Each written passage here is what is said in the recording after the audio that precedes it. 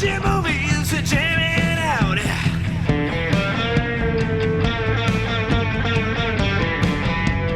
K-Flix 198.4 Fiction Radio. Welcome back to K-Flix Fiction Radio. This week, we're on a mission from God. That mission? To deep dive into one of, if not the greatest jukebox musical ever made, The Blues Brothers. And its sequel. Of course. Blues Brothers, holy shit, it's a lot. It's so much.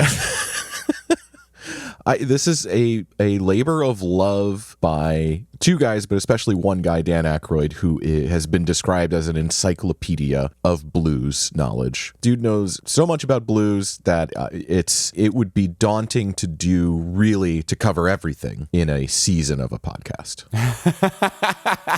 That's true. So we're going to do our best, but this is a massive property. It's crazy. For sure. This could be many episodes of K-Flix, but we're going to truncate it into one, just sort of give you highlights, fun facts, and cool things about the band members and Dan and John and John. some John Goodman stuff in there too. Yeah, exactly. Two Johns. All we got is Johns in this show. And Jim briefly, I believe. Oh, yes. I don't know if we have any. I don't have any specific Jim Belushi singing clips, but I know he performed with them. He did, yes, but I also do not have any clips prepared. So where do we start this journey? Before we get into the meat and the potatoes of everything, I'm a big fan of this movie from 1974 called Freebie and the Bean. Dustin, have I ever talked to you about Freebie and the Bean? Not that I recall, no. It is a buddy cop movie from, as I mentioned, 1974, starring James Caan and Alan Arkin. Which one's Freebie? Freebie is James Caan, and Alan Arkin plays the Bean. The Bean, okay. So this movie has insane car chases and huge car crash spectacle scenes. At one point, they crash a car into like the third story of a building, and I want you to see this clip. Okay. So I'm going to send it to you right now. And I'm bringing up Freebie and the Bean because I believe this movie from 1974 helped inspire the car crashes and the car chases in Blues Brothers. I don't have any definitive proof, but man, it is right there in the pudding. I swear to you people.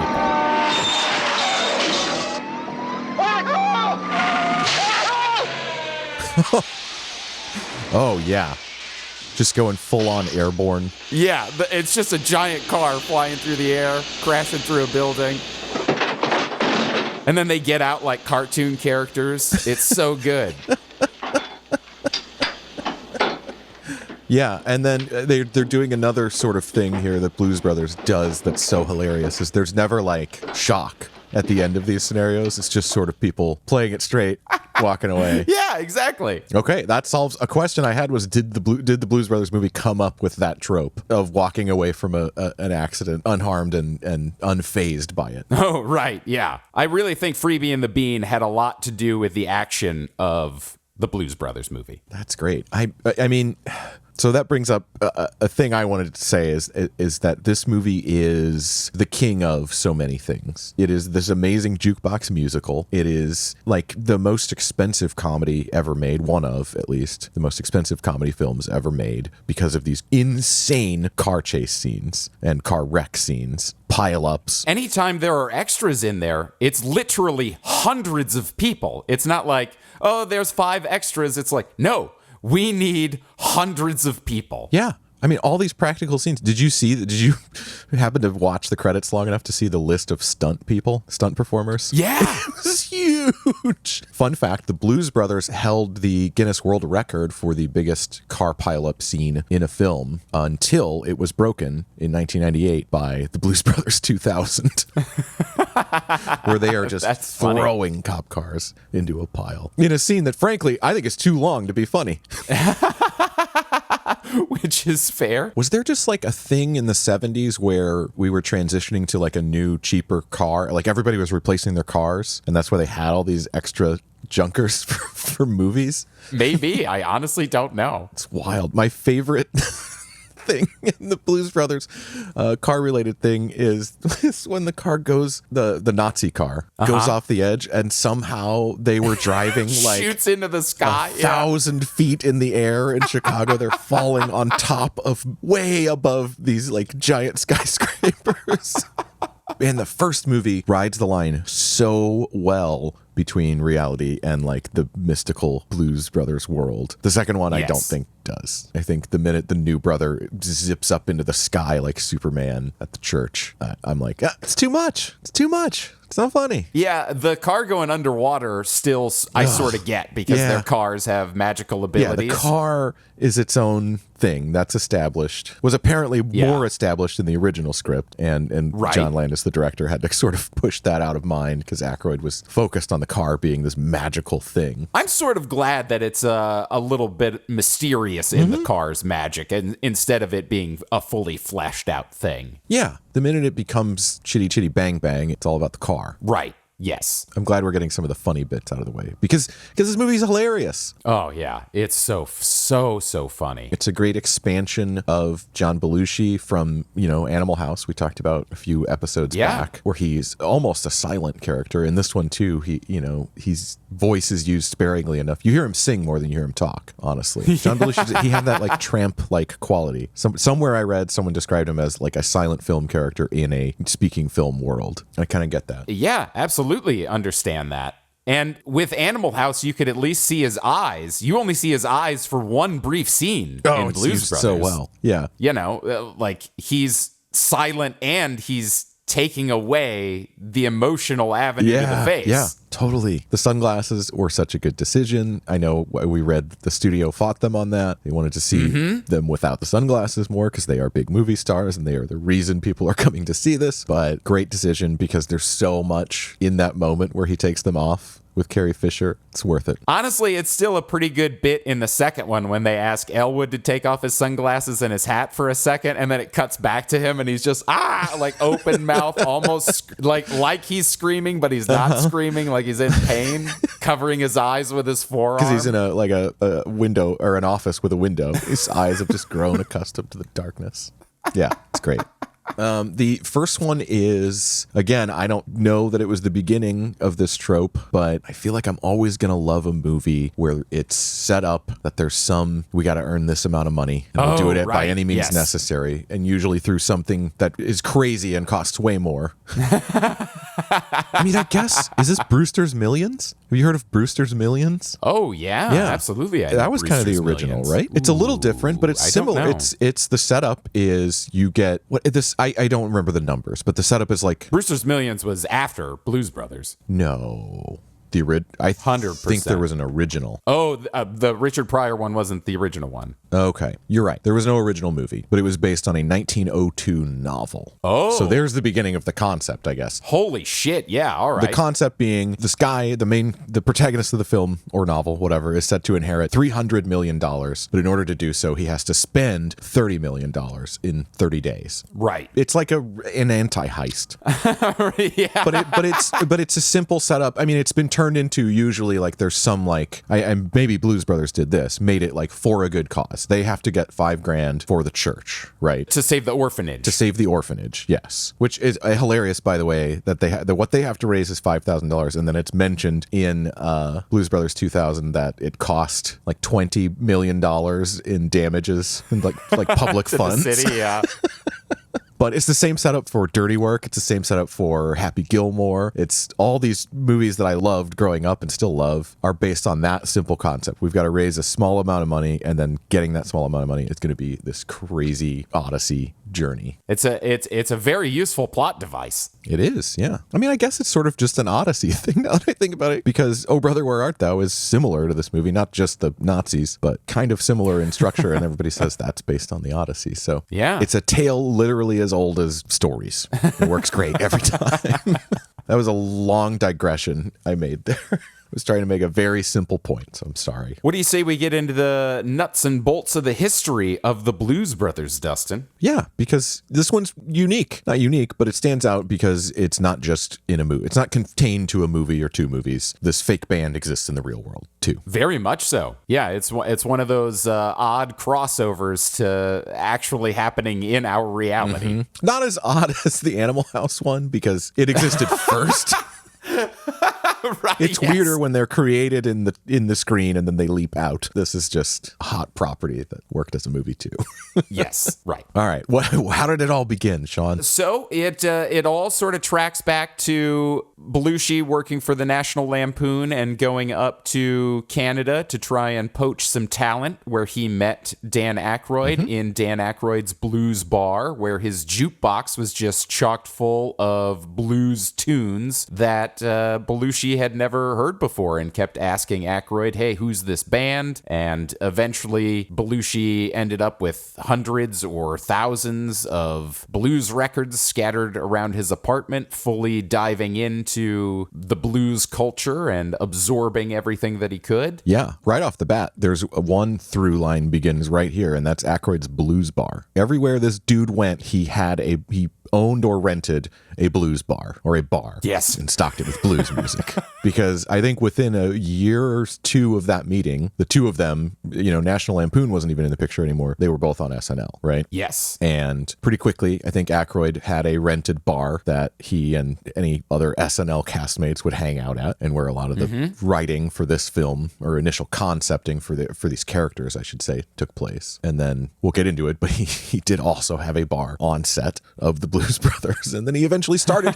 House of Blues, his own chain of blues venues and bars. Yeah. Again, this man loves the fucking blues. Loves the blues. So now that both of the boys are on Saturday Night Live, they want to do this sort of Blues Brothers kind of bit on the show, but Lorne Michaels isn't sold on it. So John and Dan start to do performances around New York City. And Howard Shore, the alto sax player in the Saturday Night Live band, suggested they call themselves the Blues Brothers. Howard Shore, real quick, who is now very famous film composer Howard Shore. Yes, exactly. Yeah. He was once in the Saturday Night Live house band. Yes. So Lorne finally caves and lets John and Dan do their blues bit. But to take advantage of the popular Killer Bees sketch at the time, he has them perform in bee costumes, and they're not called the Blues Brothers. They are called, at the time in 1976 for this performance, Howard Shore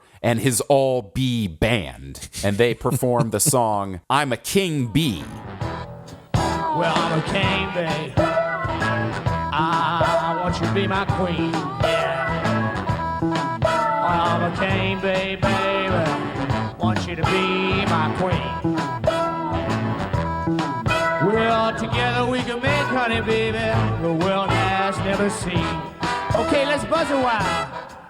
A buzz, buzz. So Aykroyd is on harmonica here, like he is with Elwood, but he does have the Blues Brothers hat and the Ray-Bans on. Belushi does not. He just has the Full-on bee. bee antennas. Now the song I'm a King Bee was originally by Slim Harpo and goes a little something like this. I'm young and able to buzz all night long. Well, when you hear me buzzing, baby, some stinging is going on. Good shit. Yeah, oh yeah. After that, they actually got to do the Blues Brothers themselves on the show several times. Yeah, Lorne finally came around. Yes, yeah. Lorne finally came around, let them do their Blues Brothers This is the bit. beginning of the long tradition of like Lorne saying no 3 times, and eventually you get to do your thing. Right, and then eventually we get Laser Cats. That's right.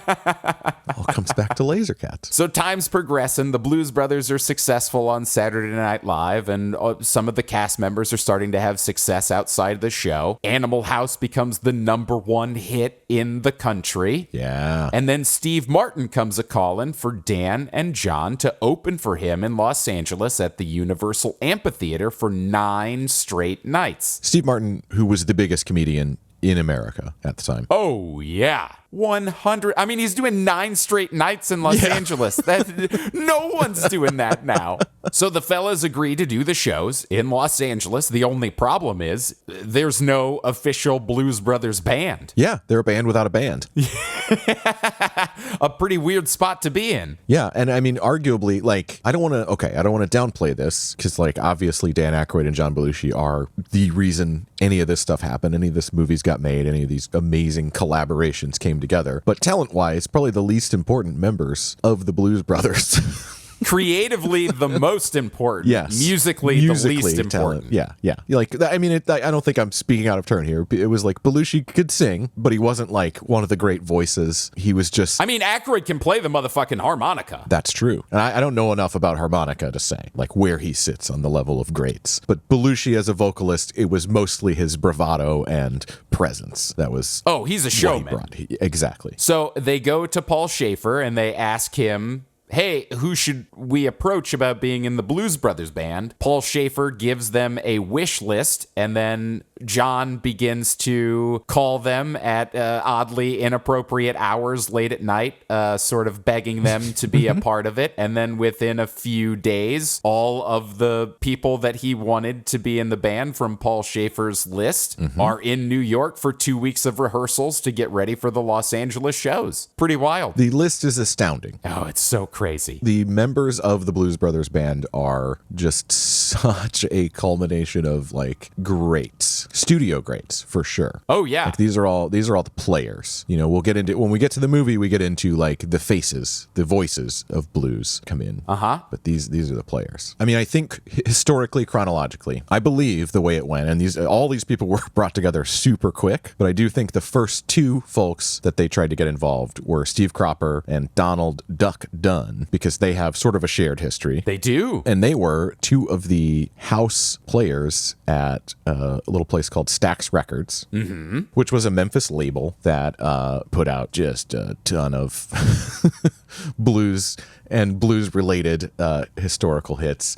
And I think more than any other area, this is where the Blues Brothers sort of raid the cabinet. Most notably, and this has been said, the duo Sam and Dave are a huge influence for the Blues Brothers and the music they chose to feature their band playing. Right. Number one I'm going to play right now is just their song Hold On, I'm Coming, which I've always fucking loved this song. It's so good.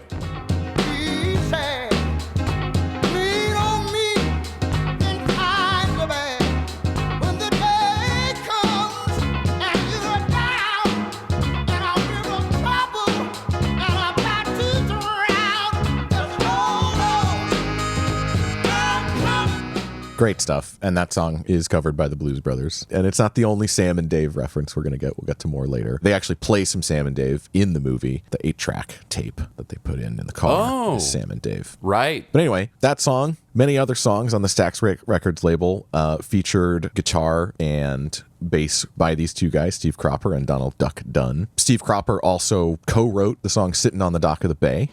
Donald Duck Dunn is also doing the bass line as well. Yes, you're right. They're both on it. Wasting time. Whistle along, everybody.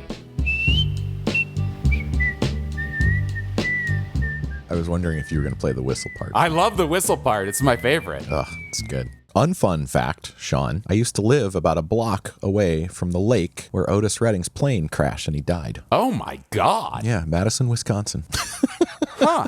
I said it was unfun. Yeah. All right. Well, I have a fun fact about Cropper and Dunn. They both worked on the 1988 Jimmy Buffett album Hot Water, but on different tracks. Oh, really? Yeah. Steve is on My Barracuda and Donald is on King of Somewhere Hot. So I thought that was pretty cool that it looped back to Buffett. Wowzers. Okay. That's great. That's a good find. I didn't even, full disclosure, I didn't do too deep a dive into any of these musicians because I found their discographies so daunting. So even my stuff with these two, I'm keeping to the Stax Records stuff because there's just so much there. But yeah, my God, the amount of things they've all played on in their whole careers. I'm always looking to tie it back to something else that we've talked about. Yeah. So if I can find that, I'm always really happy. Yeah, pin our universe together, man. The other huge group that I consider these guys to be a part of was they were the house band at Stax Records, and they were known as Booker T and the MGs. Uh-huh. And if you're like, oh, I don't know if I know Booker T and the, you probably do know at least their song Green Onions, because it's the official it's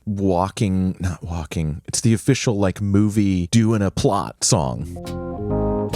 Oh, it's the Sandlot song. Oh, there you go. I've actually never seen Sandlot all the way through.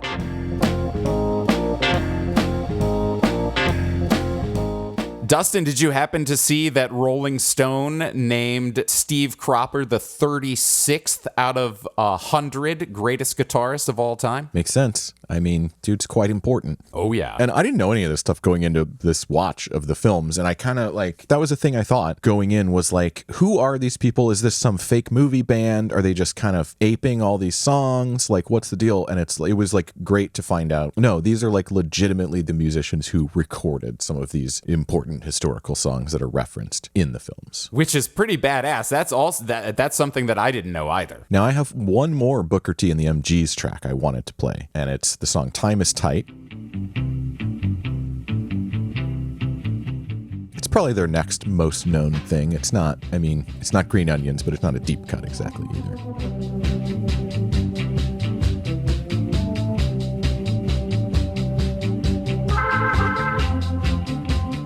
This song is where sort of the Steve Cropper, Donald Dunn connection to the Blues Brothers solidified for me. This really sounds like their intro, when somebody comes on and they're like, "Here comes Joliet Jake and Elwood Blues." Yeah, this exact if they part just right took here, that yeah. and sped it up, it's this. Uh-huh, yeah.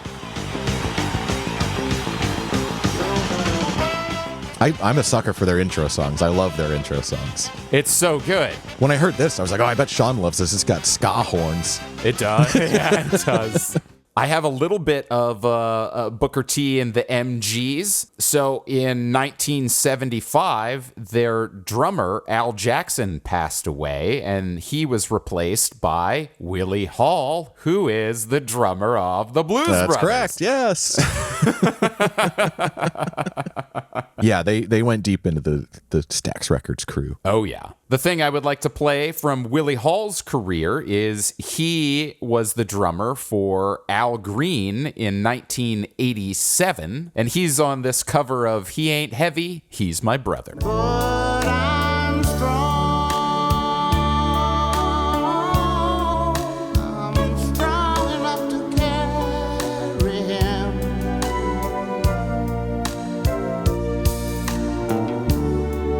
He ain't heavy. He's my brother. Al Green always sounds good. Oh, yeah. I was going to mention that Booker T and the MGs was one of the first bands to feature both black and white members in the U.S. No shit. Yeah, they were one of the first racially integrated bands, which is crazy. Wow. That was a thing that had to be overcome, but it was, and they were there. That's nuts. So they pulled 3 members from the SNL house band. Those 3 members are Blue Lou Marini, Alan Rubin, who plays Mr. Fabulous, and Tom Malone. Now, Lou Marini and Mr. Fabulous, Alan Rubin, are both on Jay Giles' Freeze Frame. Oh, really?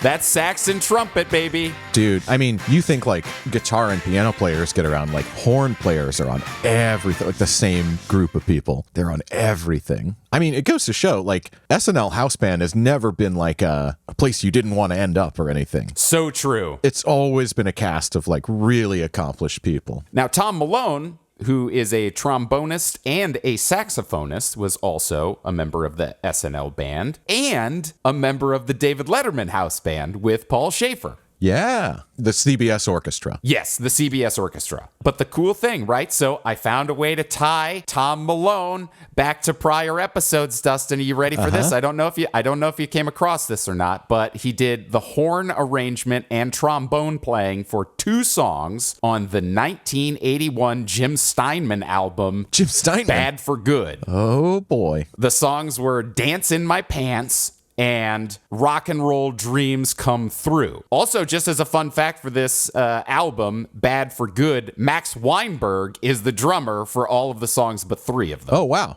Okay. All the late night bands coalescing. Yeah. So I'm going to play a quick segment from Rock and Roll Dreams Come Through. Alan Rubin and Lou Marini are also on this song, but I'm going to play specifically Lou Marini's solo.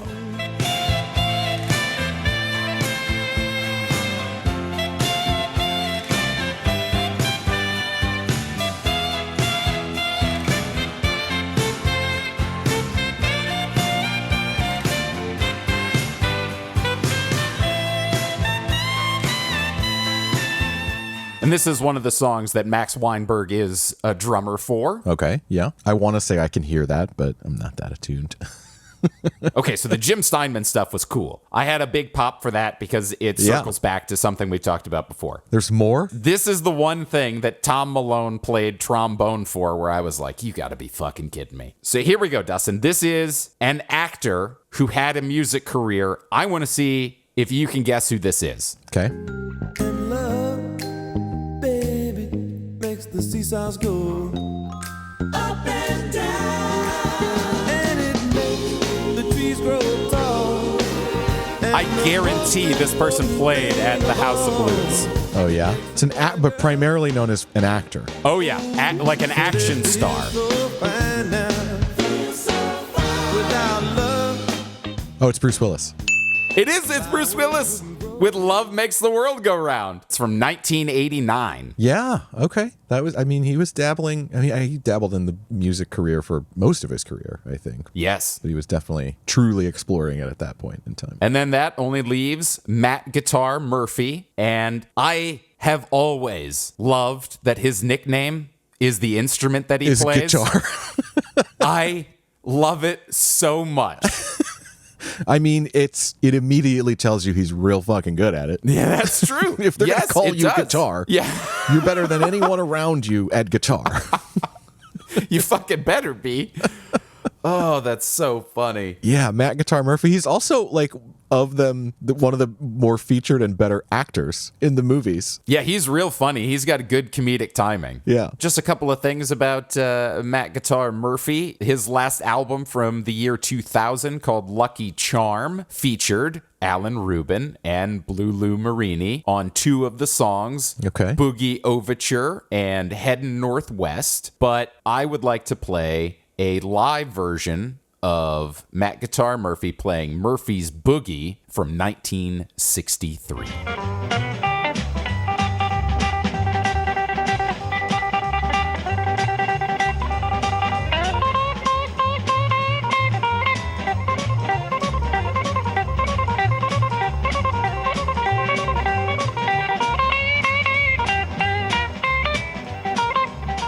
Man, they really had 2 terrific guitar players in the Blues Brothers. Oh, dude. Yeah.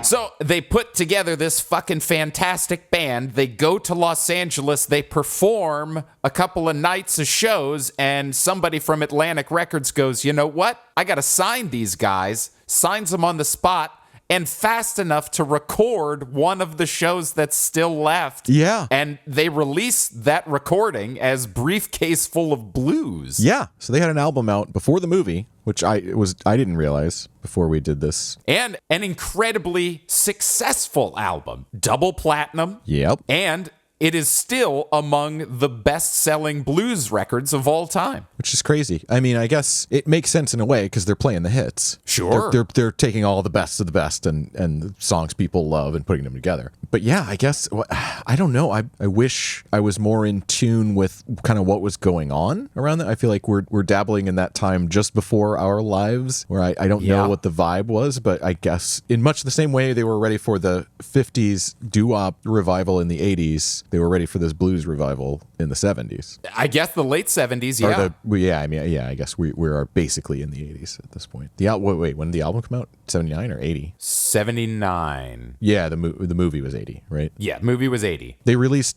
their albums come in quick succession. Yeah.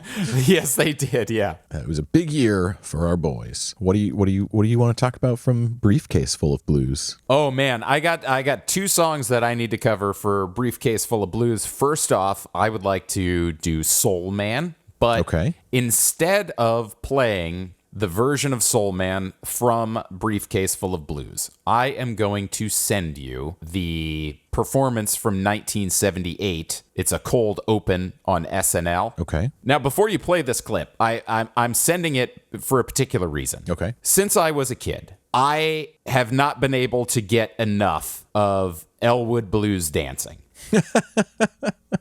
Yeah. Joliet Jake dancing is great. It's more acrobatic, but Elwood Blues dancing, for a tall, lanky kid that was uncoordinated, to see this pure explosion of chaos coming from this guy, I can't stop looking at it. And I always think of this performance first. Like how they just standing there, completely still. Explosion! Oh my God.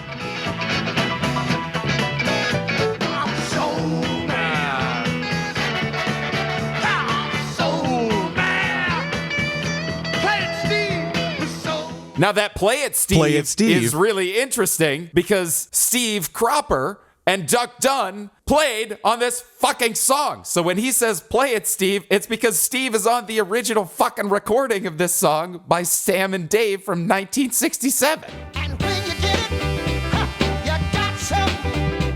So don't worry, 'cause I'm coming. I'm a soul man.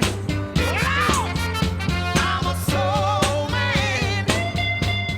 Man, it's so classic. And the Blues Brothers version, a lot of times pump a lot more energy into it by speeding up the tempo just a tiny bit, but that one is really fucking similar. Super faithful. Again, I think it's just so cool that it's the same, some of the same musicians from that actual recording. That is very, very cool. Also, just want to go ahead and shout out the fact that Soul Man sort of followed Aykroyd around throughout his career, and he had a sitcom by that very name with the song as its theme song, though I don't believe that he was singing the theme song for this show, which strikes me a little odd. Yeah.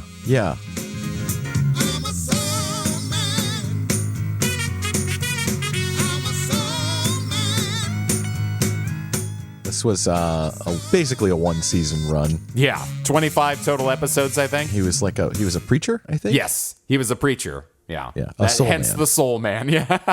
Not to be confused with another show called The Soul Man, featuring Cedric the Entertainer, with I think a similar setup, maybe? I don't know. It was definitely religious in tone, but he did not have Soul Man as his theme song. I did check. Oh, nice. You got to check. Now that Soul Man is over, Dustin, I have a question for you. Have you ever heard of a Wish sandwich? What's a Wish sandwich? A Wish sandwich is the kind of a sandwich where you have 2 slices of bread and you wish you had some meat. Bow, bow, bow. The other day, I had a ricochet biscuit.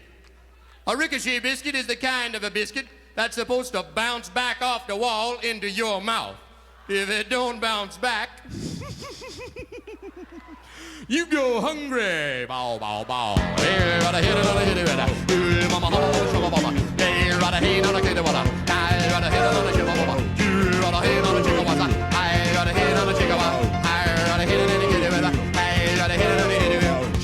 So that's Rubber Biscuit, and it is a song I have been fucking obsessed with since I was a child and first heard it. Oh man, that's an especially fun song for kid ears. I had no idea what the fuck was happening the first time I heard that song.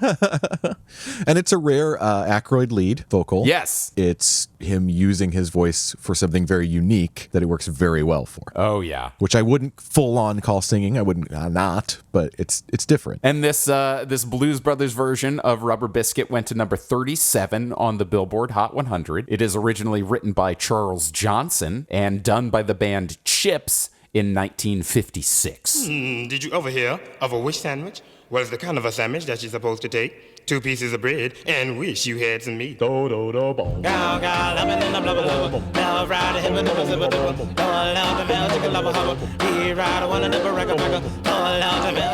Back into 50s novelty songs. Yeah, we really are. So yeah, at this point, after the successful live album, the successful Dates with Steve Martin, we're building toward the movie. Oh, yeah. Big time. Because Animal House has happened. John Belushi is sought after by studios. Yeah. In the same fiscal year, he had the #1 movie, the #1 show, and the #1 album. That's crazy. And it didn't go to his head at all, especially not when he was in Chicago. No, not one bit. This was his lightning year. I mean, the guy could do no wrong. He was beloved by the public, and I mean, it sounds like there was interest from several studios in making anything he wanted to make, and what he decided he wanted to make was Blues Brothers with Dan Aykroyd, and they shopped it around and eventually went with just the same exact lineup, pretty much from Animal House. Same studio, same execs, same producer, director. John Landis was brought in, and it all lined up that way because Belushi was comfortable with that. Yep. Now it was a famously storied production, let's say. Yeah. From the very beginning, from the fact that Aykroyd had never written a screenplay, showed up late with 324 pages, I believe, not in, screenplay format or any of the things you just do. But the studio said, okay, great. Gave it to Landis. Landis pared it down into a movie. Yeah. And they started making it. Now, this movie started off with a budget of $17.5 million that eventually... Oh, sorry. I just want to say, which is, for a comedy in 1979, a lot of money. That eventually ballooned up to $27.5 million. That's the final number I saw. That took several months longer to shoot than expected. Yes, due to a lot of reasons. The car stuff. Yes. The stunts that we talked about at the beginning were a huge part of it. They had at one point a warehouse full of cars that were being prepped or repaired and, all kinds of stuff for this movie to be wrecked. Uh-huh. They had a big issue with Belushi. He was hard to corral. He was in his hometown of Chicago, where everybody loved him, where he could literally hail a police car like a taxi, they say, and get a ride anywhere he wanted to go.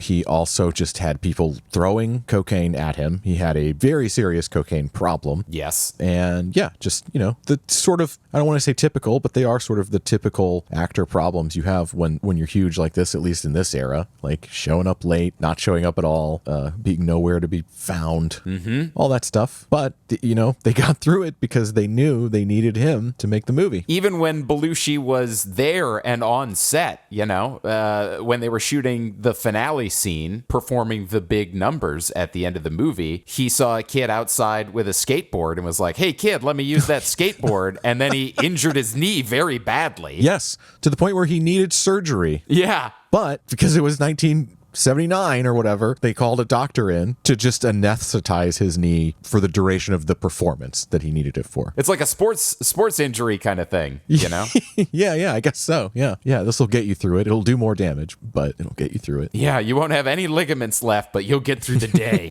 But it all turned out pretty good in the end because the movie made $57 million in the U.S. box office and $58 million in the foreign box office, and according to John Landis, it was the first movie to ever make more at the foreign box office than domestically. Oh, really? Interesting. That is kind of surprising because it's so American. Yeah. Very American. It's the blues. It's like our one thing we created musically. That's wild. Yeah, there was, for all the drama, everybody was happy and got paid their millions.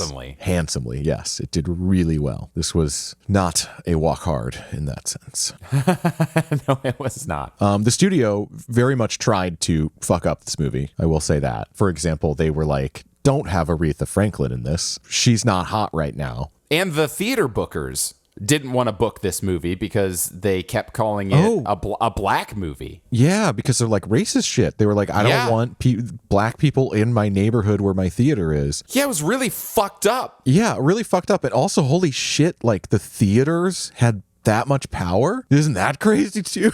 I had no idea the exhibitors for these theaters had that kind of sway. Yeah, back then they did. Because there was no streaming, you know? There was, and not even streaming. There was no home media for the most part. That was like a luxury. So I guess we're probably about to exit the height of movie theater power. Fair. But yeah, they were real fucking racist about it. Yeah. When it came out. I guess they all came around if it made $100 million, but nobody wanted to release it at first. That was a part of the story that I was completely unfamiliar with, and it sort of caught me off guard when I read that. Yeah, definitely. Okay, so both this film and the much later Blues Brothers 2000 have a ton of cameos, a ton of appearances by real-world famous musicians, mostly playing characters. Yes. I think they're all in the first one playing characters. Except for the final band in 2000, I think they're all playing characters. Gotcha. Yeah. But even B.B. King in the final. That's true. Yeah. He's still playing his character. Yeah, you're right. Okay. So anyway, point is, lots of famous cameos. The second one, we've talked about this off mic. We'll talk about it again later. They throw a lot of shit at the wall in that one. Mm-hmm. There are a lot of cool people who show up, but like they already got the biggest, heaviest hitters in the first one. Yep. With Aretha Franklin, Ray Charles, Cab Calloway. Who am I missing? James Brown.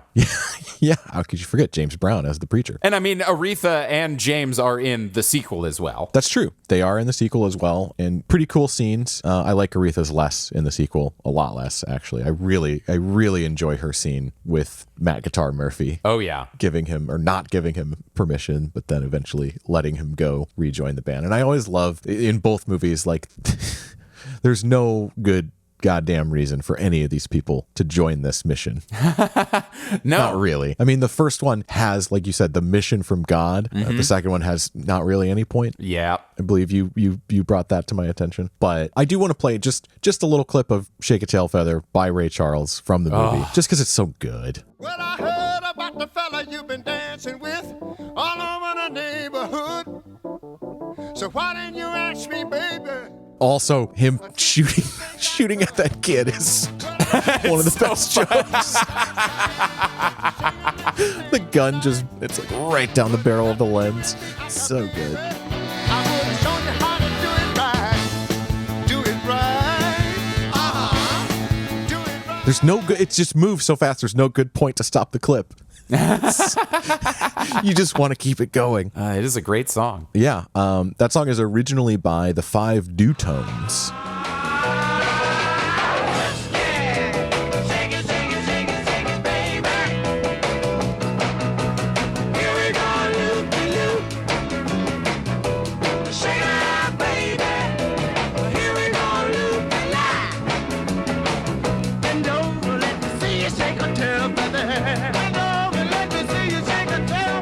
And I mean, I don't have a lot to add about this song. It's great. It's part of that early rock and roll tradition that inspired the Beatles and all that stuff. Yeah. You know, the rest is history. Part of me is like, oh, I want to play every guest appearance in the movie, but we don't have time for that. They're great. Watch it. Enjoy them. Not even just the guest appearances. The other songs are awesome. Yeah. Their cover of the theme for Rawhide or their Peter Gunn theme. Them covering TV themes as a recurring bit is hilarious. Yeah. It's so good. And the creative way that it gets them out of the country gig. Oh, yeah. Yeah, well, I mean, the fucking Stand By Your Man, the Tammy Wynette song that they do is so fucking good, too. Yeah. That scene is so fucking hilarious because even when that rowdy crowd likes the songs they're playing, they're still chucking bottles. Chucking the bottles at the chicken wire. Yeah. Well, they walk in and you're like, what's the chicken wire for? And then the crowd hates them. And you're like, oh, okay, but doesn't the crowd usually like performing? And you find out why. Yes, they're just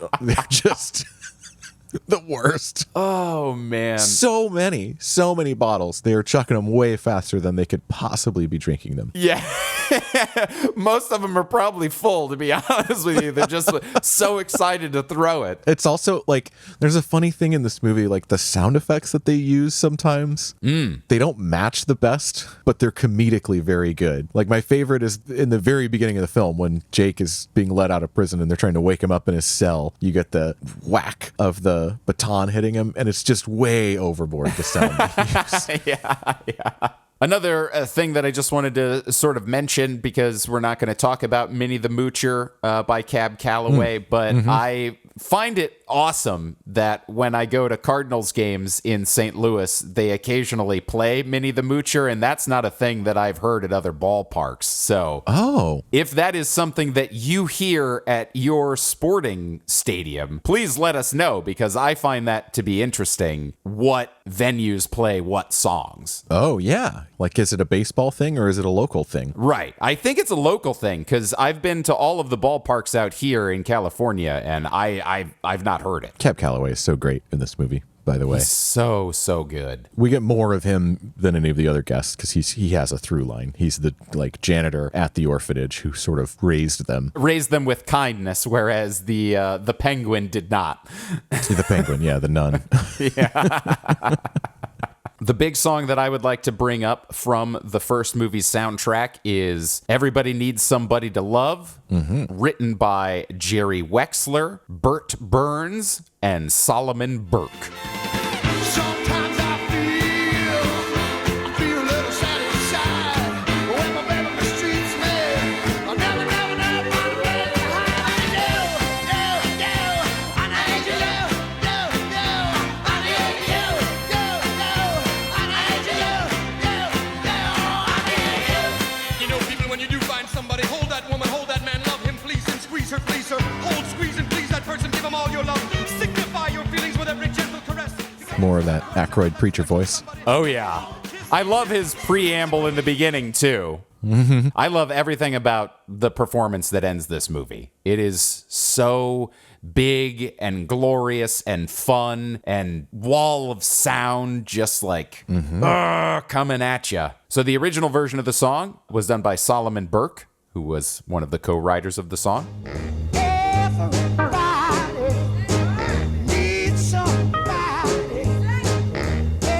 Now, this is one where the Blues Brothers version is quite sped up. Oh, yeah. Quite up-tempo. Like, they turned it up to, like, game show music. Yeah, this is like a cruising song, and they made a dance song. Yes.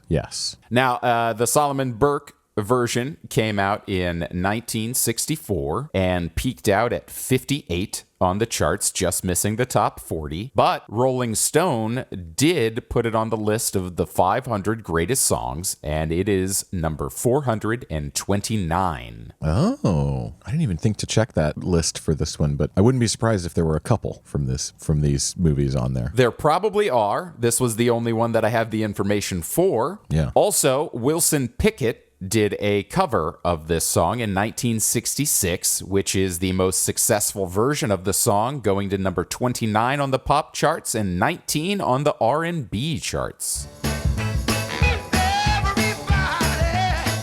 Oh, yeah. So Wilson Pickett sped it up. Wilson Pickett sped it. I mean, I would argue that the Blues Brothers version is still a little bit faster than this. Yeah, probably. This song has a funny thing that I've just always noticed. I don't know if there's a name for it. I don't know what you'd call this, but what I call it is it has Sesame Street piano. Oh, okay. Playing a little of the OG Sesame Street theme here. I tried to kind of think of all the songs that I've encountered that have whatever this is, and it's often the intro. I couldn't do that. I came up with one more, and it's the Petula Clark song, I Know a Place. Oh, okay, yeah. Which is even, I would say hers is even more Sesame Street. Yeah. Because it's got the da-da-da. Okay, interesting. But it's just another one of those weird things that's always stuck out to my ears. Like, oh, it has Sesame Street piano in it. Cool. I'd never made that connection before. That's fun. So we've referenced Blues Brothers 2000, and it's coming in 20 years. But they did squeeze out one more live album before John Belushi's passing, and that one is known as Made in America. Only one I wanted to hit, and it's for a silly reason, really, is the song Soul Finger. Okay.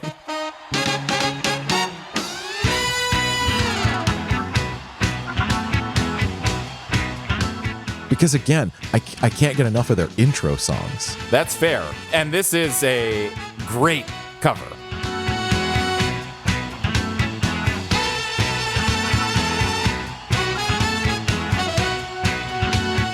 That song, Soul Finger, is originally by the Bar-Kays, who were another Stax Records group. Oh, no shit. They were originally meant to be Otis Redding's backing band, I believe. Well, you know Green Onions is on this record. Oh, really? Yeah. Nice.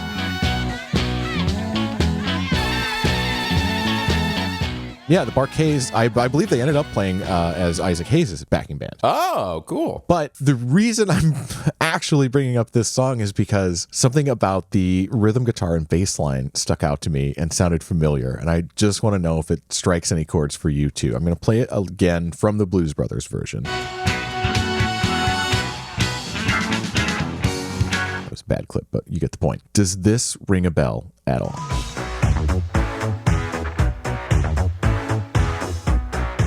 It's hard to say because I just hear the Huey Lewis song when I hear this, because that's what he took. That's interesting, because I pulled up the Huey Lewis song and listened to it too, and there are different elements of that in this, but the connection to the Soul Finger in particular, I think is stronger in Ghostbusters than in the Huey Lewis one. Okay. I don't know. Maybe it's not strong enough. Well, no. It could be. I'm just having a mental block on my end because I'm so used to hearing the Huey Lewis song when the Ghostbusters song comes up. For me to sort of switch gears and think about something brand new for that song is a struggle for my brain. That's all. Okay. Gotcha. Well, let's get out of the way real quick. I'm going to play a small section of I Want a New Drug by Huey Lewis, which, was famously at the center of a lawsuit about the Ghostbusters song. Right. Because of the similarities.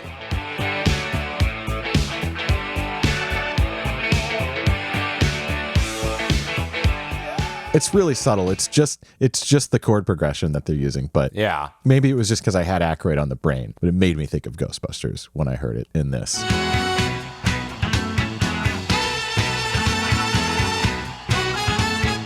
What year was that record? 1981? It was 1980. Yeah, it was like right on the heels of the movie. Produced by Paul Schaefer, this record. Yeah. I mean, Paul, like we mentioned him earlier, but Paul Schaefer really was like central to bringing all these people together. And he was meant to be in the Blues Brothers band and then ended up having other obligations with SNL and with a Gilda Radner special around that same time and couldn't do Blues Brothers. He rejoined them later for some live performances and such. And in 2000. Yeah, well, I enjoy his character in 2000. Not as much as I enjoy his character in This Is Spinal Tap, but I do enjoy his acting. Well, I mean, we've been dancing around it. Blues Brothers 2000. It's a thing. It happened. It was nearly a full 20 years. Yeah, 18 years after the original. John Belushi passed away in 1982, so not long after the first film. Don't look this up, Dustin. Do you know what the budget for 2000 was? Oh, I may have skimmed across it at some point, but I don't know.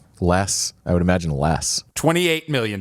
No kidding. Only $500,000 Wow. more 18 years later. I mean, yeah, and a less like startlingly huge number for a movie in the late 90s. Yes. Although still big for a comedy. 28 million, still big for a comedy at that time. That wasn't like Jim Carrey and 20 million's going to Jim Carrey kind of thing. 'Cause, like that's where he was at that point. And its U.S. box office gross was $14 million. Wow. A bit of an inverse. Mm-hmm. There are good things in Blues Brothers 2000. There are. There are a lot of problems. And I think the studio is to blame for a lot of those problems. The studio is always to blame for a lot of sequel problems. I mean, you make this movie for adults that adults let their children see. And then the sequel is all about telling the children that the things in the first movie were not cool like they think it is. So cursing, Oh, sure. Kids, don't do that. Seatbelts, Kids, strap it up. Smoking, kids, Don't do that. Yeah, I mean, I would say in my problems were more of the general PG-ness of the 2000 film. I mean, it was just obvious, like, the stuff they had to cut, like, because they're, like you do in a sequel 20 years later, you have to, like, reference shot for shot almost a lot of the stuff from the first one. Right. For people to go, oh, yeah, they did the thing. So we've got the penguin, the nun, wrapping his hands whenever he curses. I think all he says in Blues Brothers 2000 is like, oh, shit, or like, Jesus Christ, or something like that. Whereas the scene is so funny in the Blues Brothers because they're constantly just going, oh, fuck. And she slaps him again. Like, oh, shit. Slaps again. Like, it's just an infinite loop of this stuff. And it just felt so much tamer and so obvious that it was a PG rating forced upon them. I mean, the kid, I don't think the kid was necessary at all, especially when he sings. I do not care for that part of the movie. That trope of just like screaming and acting like it's singing. Yeah, definitely. But yeah, I mean, it's, you know, there are a shitload more cameos in this one. Like you said, how did you phrase it? Eric Clapton's not going to get a pop out of me or something like that. Oh, yeah. Yeah. It's like, I agree. I don't care about Clapton. I don't know. I find him boring at this point at best. And he kind of sucks from what I've read at worst. Yeah, he's one of the members of the Louisiana Gator Boys, along with people like B.B. King and Isaac Hayes were also in that super group at the end of the movie. Oh, yeah. I mean, that supergroup is massive. There's so many people in it. And some of them are cool names. I mean, B.B. King is a legitimate legend. Eric Clapton's a legitimate legend. He just sucks. Yes. Agreed. There are cool ones. We get Erykah Badu in this movie, which is a really cool cameo. Wilson Pickett's finally in it. And Sam from Sam and Dave. Yeah. I don't remember the character's name, but he's another preacher who there's this whole song with him and with James Brown and with actor Joe Morton as the new third blues brother, Cab Blues. Who I always think of from Terminator 2. Yeah. Nice. But it's interesting, man, like replacing Belushi was always going to be the biggest hurdle, right?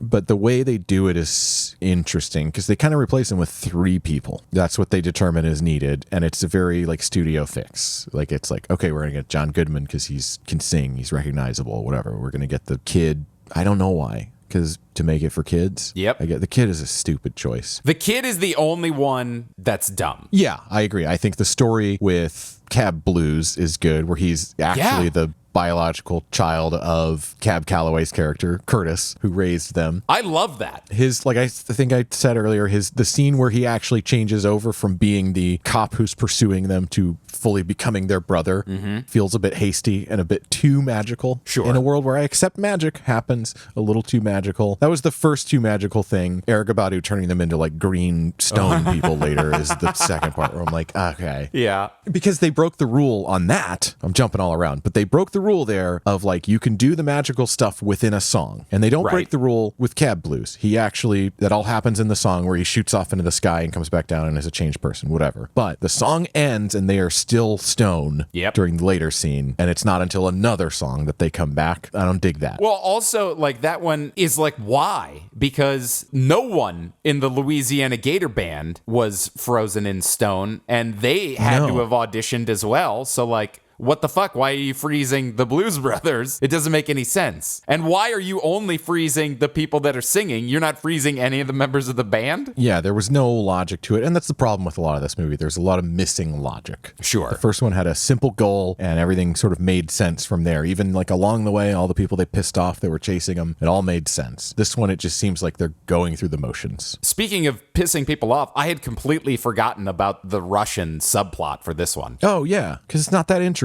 I mean, the white supremacists in this one are even dumber. There's really no reason for them other than to be like, we had Nazis in the first one. And now they're army Nazis. Yeah, now they're army. They're like a militia. Whatever. Sure. Whatever. It's a sequel. All that said, the music in this is still pretty good. Yes. And that brings me around to what I've been meaning to get to cap off this whole gripe session. And that's the thing I read from John Landis did an interview with AV Club and kind of explained why some things are the way they are. And he said, we'd always intended to do a sequel with John, but of course he passed away and it was obvious we weren't going to. They finally got it together to do this new movie and basically brought it to the studio, Universal Studios. And he says Universal Studios eviscerated it. That was a strange experience because the first thing they said was that it had to be PG which meant they couldn't use profanity, which is basically cutting the Blues Brothers' nuts off. Yes, it did. The first movie is an R-rated film, but there's no nudity or violence in it. It's just language. I mean, I would argue there's violence, but okay. It's cartoon violence. Yeah, fair. Then he says, then they said, you have to have a child. You have to have blah, blah, blah. The bottom line was the only way that movie was going to get made was to agree to everything they said. Ugh.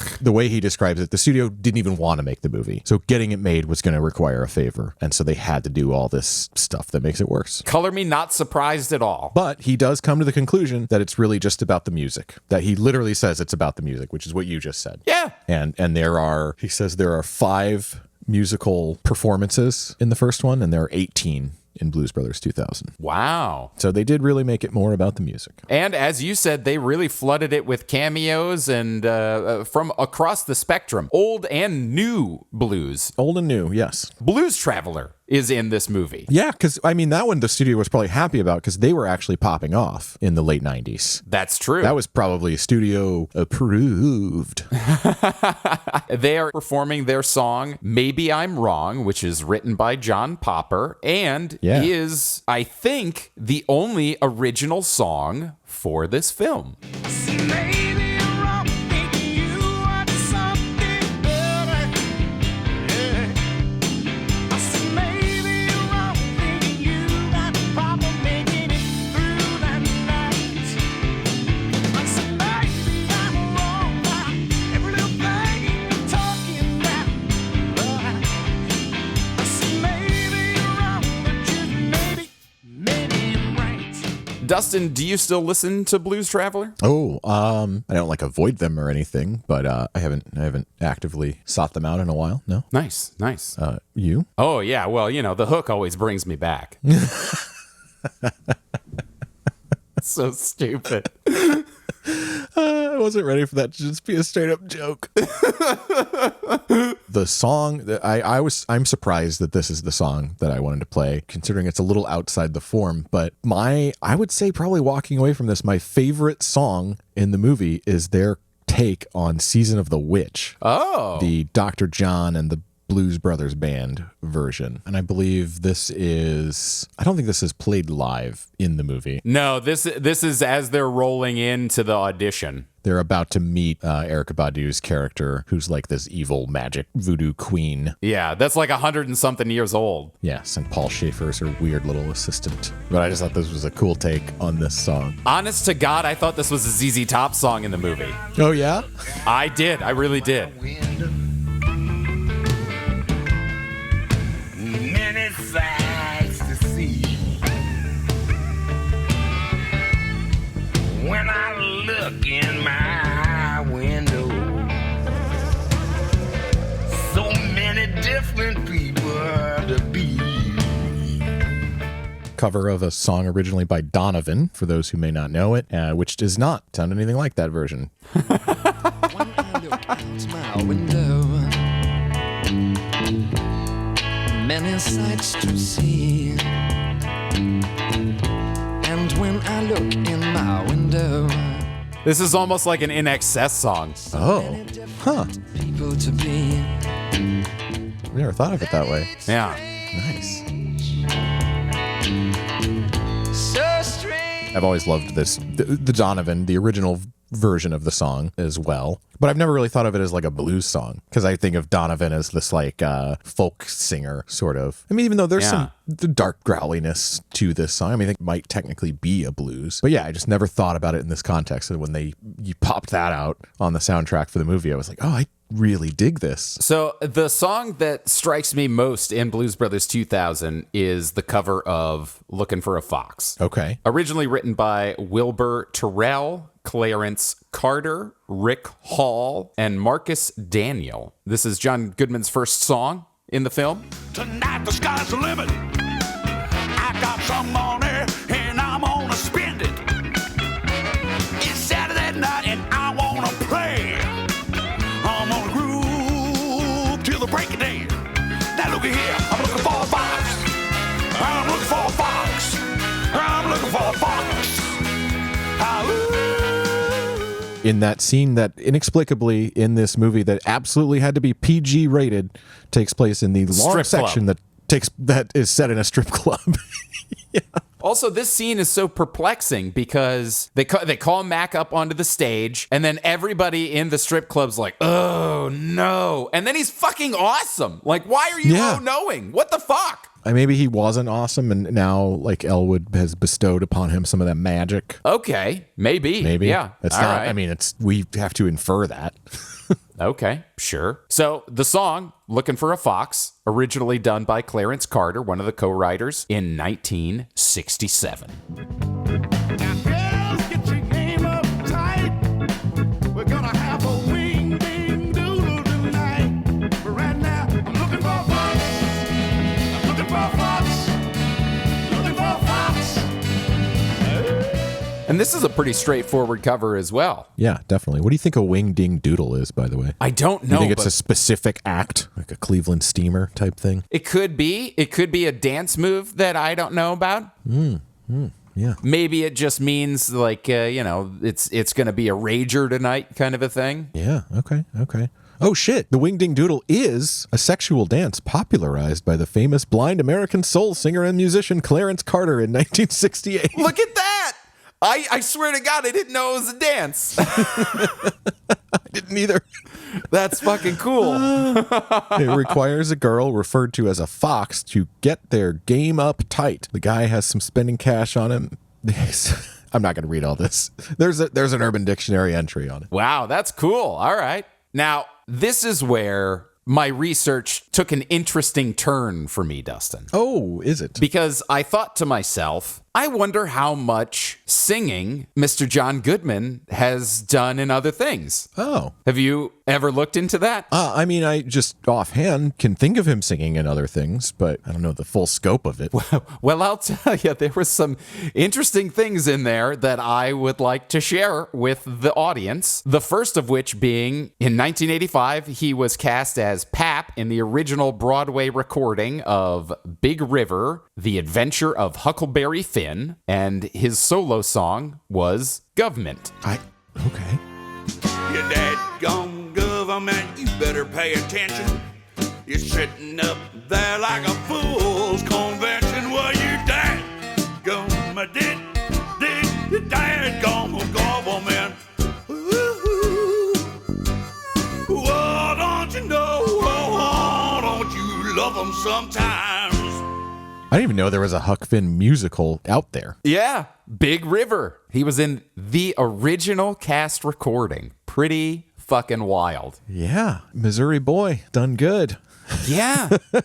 Now, Dustin, do you remember the 1991 John Goodman movie, King Ralph? No, never heard of it. Okay, so this is a movie where the entire royal family dies and they have to find the next living relative, and it turns out to be John Goodman, who's living in America.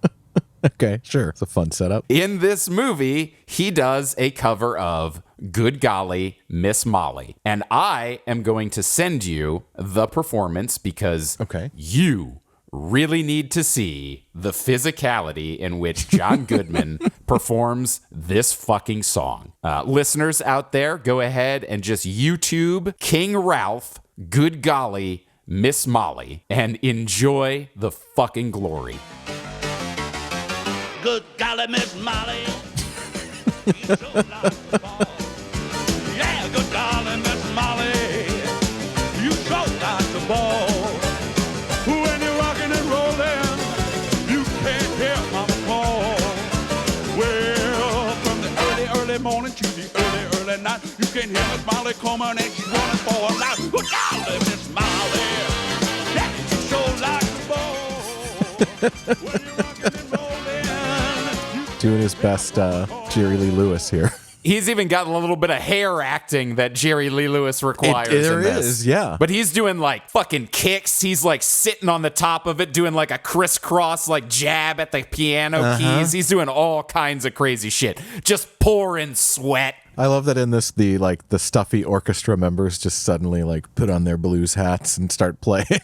Yep.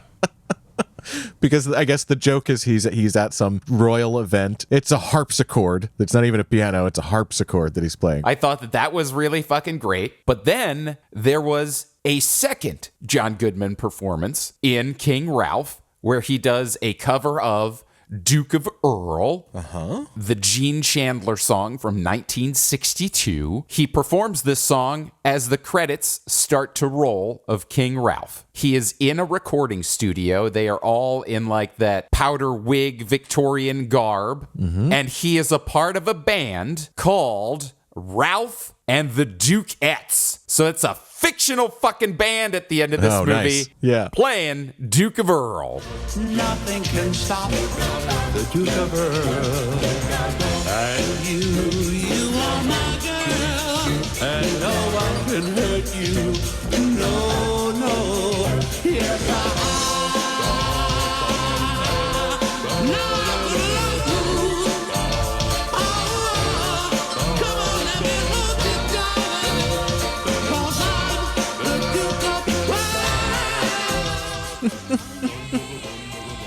I'm surprised he can get that high, honestly. That's impressive. Yeah. Holy shit. Also, Peter O'Toole and John Hurt were in this movie. These are some serious actors. So I got really fucking jazzed when I discovered that there was a fictional band that he had been a part of. Dude, yeah. In King Ralph. So, go ahead, tackle that right now. Just in case you've never heard the Gene Chandler version of Duke of Earl. You are my girl, and no one can hurt you. Oh no, yes I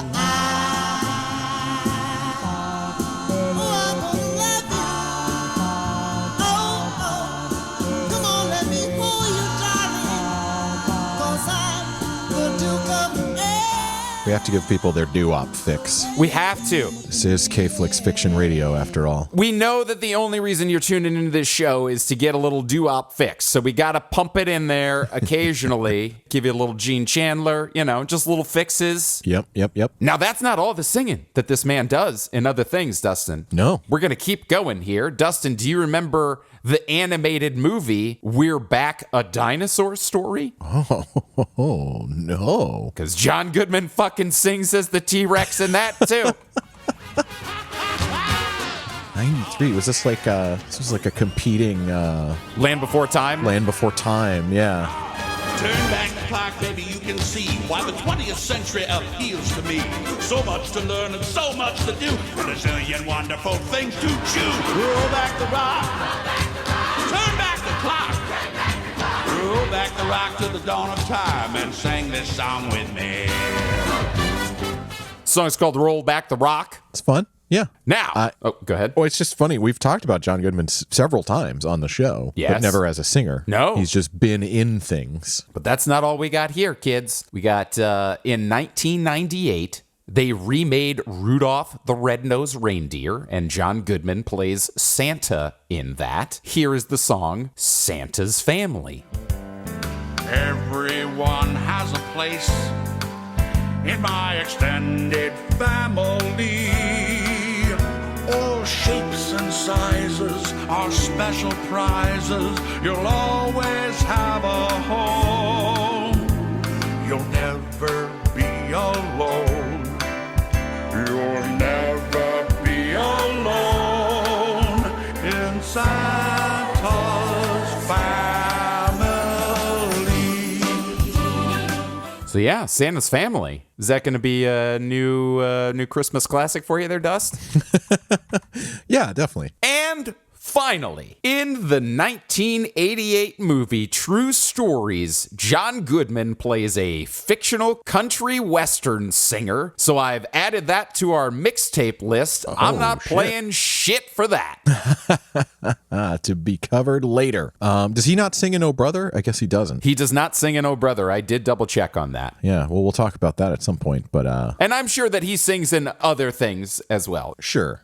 He definitely, had incidental music as Dan Connor in Roseanne. He would sing stuff. Of course. I'm sure that he sings so much more. These are just cool things that I found. And the simple fact that two of them were fucking things that we can actually talk about on this podcast was even crazier to me. Yeah, that's great. I was just looking while you were playing that last one to see, because the Christmas thing made me think, does he sing as Robot Santa in Futurama? And I don't believe he does. There are several songs involving Robot Santa or around Christmas in that show, but he does not sing on them. / he only voiced him the first time. Gotcha. And then it was recast. But yeah, crazy, man. I never, ever would have thought to look at King Ralph for anything for us to talk about on this show. So the fact that I found that was wildly impressive to my brain. That's great. And that, I mean, again, that was one lost to time for me. I've maybe heard of King Ralph before, but definitely not one I was familiar with. I definitely saw it. I was a big John Goodman fan when I was a kid, so I would rent King Ralph and Matinee and Arachnophobia, all of that shit, like all the fucking time. Well, I was just thinking, what made John Goodman sort of pop off? What got him to the level of being the lead in a movie by 91? I know the reason that I was a John Goodman fan was because my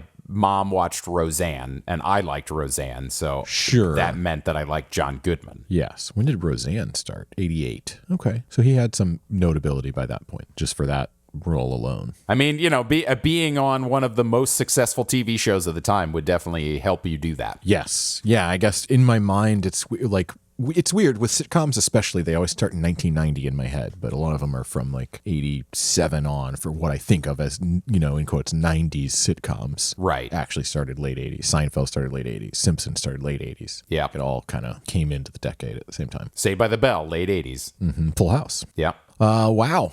What a survey we've done. Yeah. Of the Blues Brothers and of the blues. Again, I feel like we could take this thing on the road and keep talking about these movies and all the people in them and all the people who influenced them and all the people who did these songs first for ages. Just forever. Yeah, man. For anything that has existed for this long, it's hard to cover entirely. Stuff like Blues Brothers, Muppets next week. Spoiler. Yeah. There's no way we're going to be able to cover everything. It's just not possible. Season worthy, if not entire podcast worthy. I mean, hell, Dan Aykroyd had at some point a long running radio show dedicated to this sort of thing, like the history of blues, essentially. Right. And I don't think he got to the end. Of course he didn't. No. We're at the end of the episode. I don't want to speak for you, Dustin, but for me, it's a very easy yes on me listening to the Blues Brothers in our reality, because I fucking do. Yeah. I have 3 of their vinyl as an example of me listening to their music. So just as a formality, would you listen to the Blues Brothers? Oh, I sure would. And honestly, this is you kind of, not you, I picked this, didn't I? You did pick this one. I picked this. Oh, I made myself remember how great some of this stuff is, because it's not anything I'd really touched in a long time. Blues Brothers was one of those movies that was on, you know, afternoon weekend television slots when I was a kid. And it was good to just revisit it all as a whole. And I mean, it makes me want to listen to these albums again. It also just makes me want to listen to all this music again and go deeper into like all the members of the band and really a big part of the history of blues and of therefore of rock and roll and of American music is all wrapped up in these soundtracks. So there's endless shit to listen to. And I want to listen to it all. Hell yeah, man. It's just so good. And we apologize for not being able to cover all of it. Again, you would be here till 2026 if we did. So we're saving you some time. Go look at it on your own if you really want to. You know what? Going back to you not speaking for me, I don't apologize. I think we've done a pretty good job summarizing it today. And yeah, it's on you if you want to dive into the rest. Yeah, really, we're giving you guys a present, you know? Like, we're not going to play all of the songs, so that way you have something to go listen to and enjoy in your free time. This isn't one of those cheapo recap YouTube channels. Right, yeah. We're actually doing our research here. Yeah, research that we're giving to you. And if you liked that research, go ahead and give a rating and review on whatever platform you're currently listening to this on. And if you happen to be on YouTube, give us a subscribe and a like. Yeah, and holler at us online anytime at fictionradiopod.com and fictionradiopod@gmail.com. See you next week for the Muppets. Watching movies, jamming out.